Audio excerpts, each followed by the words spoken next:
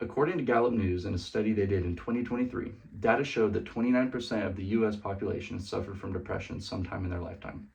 This number is a significant jump because the same study that took place in 2015 yielded results of 18%. That signifies more than a 10% jump in those who have experienced depression.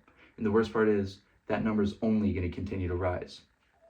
Depression is something that hits close to home for me, as I had a friend that took his life, sadly, while suffering from major depressive disorder. On the outside, he seemed like a completely happy and jolly person, and you would have never expected anything like that to happen. On the inside, he was suffering from depression, and nobody truly spoke to him or got him the help that he may need.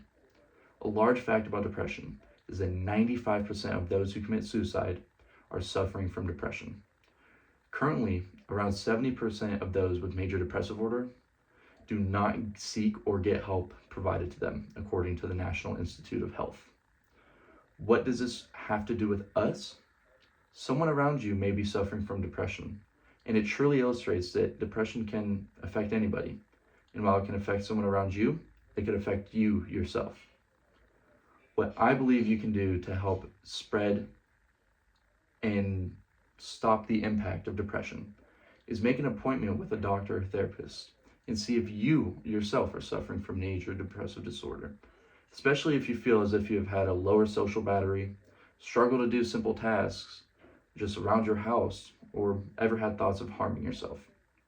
Along with this, I urge and encourage you to check in on your loved ones and those close to you. You may never know what they are going through.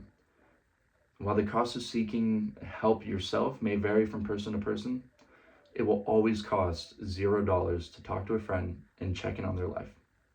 Therapy is such a valuable resource when it comes to helping to stop in the spread of depression, as about 70 to 90% of those who partake in therapy sessions seem to respond very well from treatment, and very significantly lowers the risk of future depression.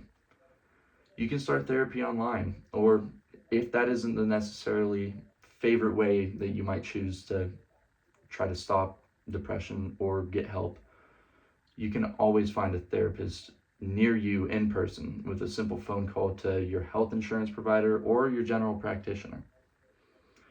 Depression is something that is affecting everybody on this planet, and it is becoming more and more prevalent than ever. While this is true, we as a society are still not doing enough to provide more information on preventing it or getting the help we need after suffering from it. I'm going to hand you an informational brochure on depression and all the different ways to seek help that I may have not listed in this talk, and I urge you to help make changes starting today. You may never know what somebody may be going through, and it doesn't hurt just to check in. Thank you.